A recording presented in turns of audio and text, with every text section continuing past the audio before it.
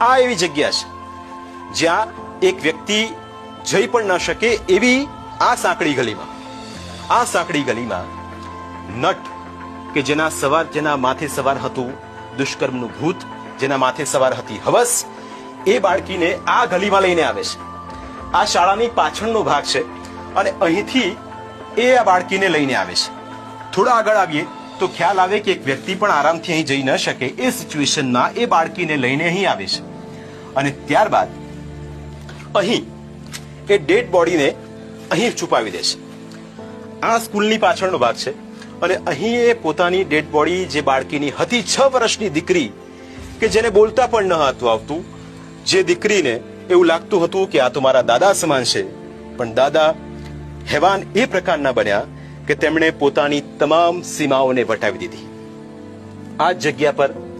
દીકરીની લાશ મૂકવામાં આવે છે